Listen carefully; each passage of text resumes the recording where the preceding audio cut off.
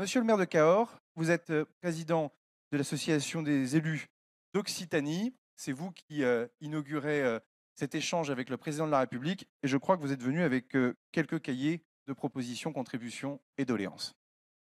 Seulement, Monsieur le ministre, Monsieur le Président, j'interviens effectivement comme maire de Cahors, président de l'association des élus du Lot et président de l'Union régionale des associations d'élus d'Occitanie. Je voulais évidemment, en leur nom, vous saluer, Monsieur le Président, de votre présence cet après-midi à Souillac dans le cadre de ce grand débat que vous avez souhaité avec les élus et nécessairement aussi derrière, il le faudra avec la population. Vous êtes sur une terre républicaine, nourrie par le respect, par le dialogue et par beaucoup de modération. C'est le cas des élus qui sont là, c'est le cas aussi des Lotois, et c'est le cas de tous ceux qui ont exprimé leur mécontentement ces derniers jours, qui l'ont fait sans violence dans le département jusqu'à ce jour, et avec qui bon nombre d'élus ont réussi aussi à avoir des liens de confiance, en mettant notamment à disposition ces cahiers de doléances qui ont été apposés devant les mairies et que les citoyens sont venus remplir. Les citoyens qui ont préféré exprimer leur colère, leur exaspération par des mots plutôt que par des dégradations. Et vous comprendrez que je souhaitais directement pouvoir vous remettre ces cahiers doléances. Il y en a d'autres dans la salle, évidemment. Vous pourrez me les donner et que je vous les transmettre. Voilà, ils sont là. C'est cette crise que nous vivons, c'est une crise d'abord sociale. C'est ce qui est exprimé. La précarité, le chômage de masse, le pouvoir d'achat. Finalement, une instabilité sociale qui provoque une véritable inquiétude à l'avenir. Il y a aussi une fracture territoriale. Et c'est vrai que ça nous paraît paradoxal parce que nous avons l'impression dans nos territoires que nous avons tous les atouts pour réussir. Nous avons un cadre de vie, des paysages bien sûr, la tranquillité publique.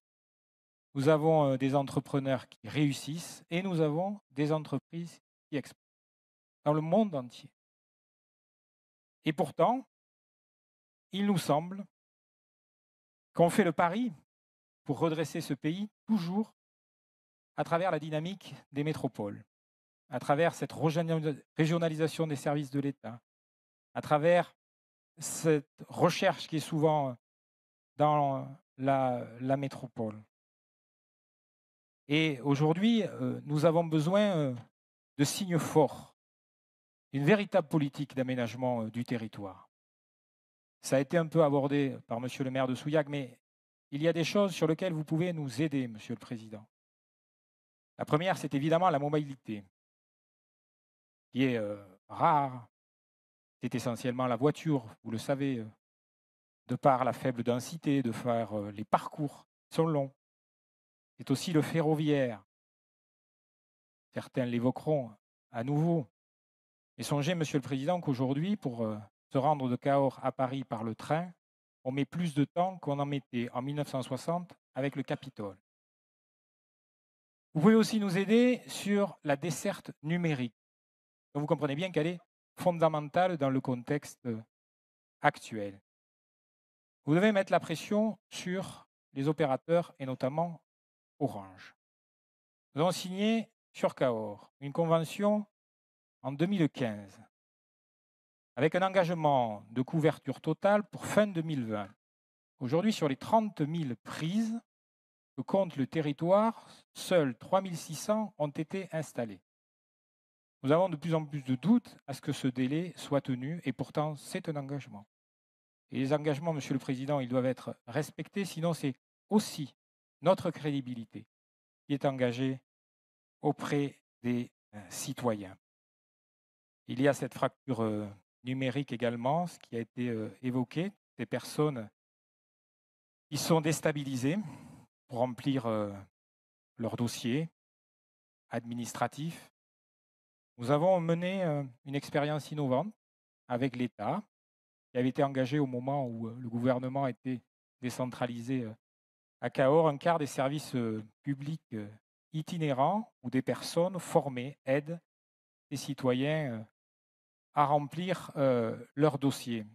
Ça va dans le bon sens et quand c'est positif, il faut aussi que ça puisse être souligné. Mais ça ne masque pas non plus l'affaiblissement du service public. Et nous attendons évidemment du soutien sur les écoles, sur la santé, et je ne doute pas que tout ça sera évidemment évoqué. Et puis il y a cette crise de la représentation, de la démocratie. Quand on regarde les enquêtes, on s'aperçoit et on constate que les élus restent encore populaires, que c'est eux, les maires, les élus locaux, les maires qui ont gardé ce lien de confiance avec la population, parce qu'ils sont au plus près des préoccupations, parce qu'ils sont pour la plupart bénévoles, parce qu'ils sont exemplaires. Et pourtant, aujourd'hui, beaucoup s'interrogent. Beaucoup ont déjà démissionné. 23 maires dans le Lot, 200 en Occitanie, parce qu'ils sont découragés face à cette évolution administrative qu'ils ont du mal à suivre, face à cette responsabilité qui est à la leur, face à cette complexité réglementaire. Et donc, ils ont besoin de soutien et de considération. Et donc, nous attendons des mesures, des informations sur ces compétences qu'on transfère encore. Je pense à l'eau ou l'assainissement. Première mesure que j'ai été obligé d'engager, c'est une étude à 140 000 €. Avant que je puisse derrière générer des économies, il va falloir que j'attende sans doute un petit peu.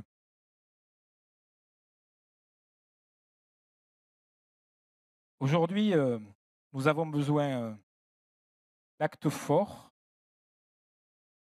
parce que sinon cet effet boomerang du débat, il sera d'autant plus puissant que la déception aura été grande. Finalement, ce que j'ai envie de vous dire, Monsieur le Président, c'est que nous attendons de vous des preuves. Des preuves de votre sensibilité en matière de justice. Et la justice ne pourra passer aussi que par un impôt redistributif, de manière à ne pas faire payer l'effort de solidarité aux classes moyennes.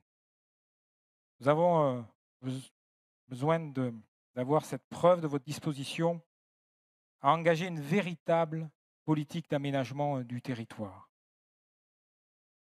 Nous avons besoin de vous entendre sur votre disposition à revoir le logiciel de la représentation, en associant certainement beaucoup plus les associations, les corps intermédiaires et aussi la société.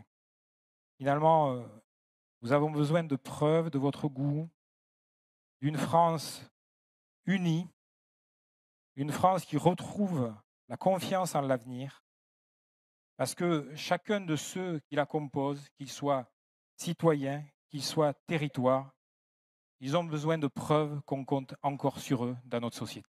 Je vous remercie.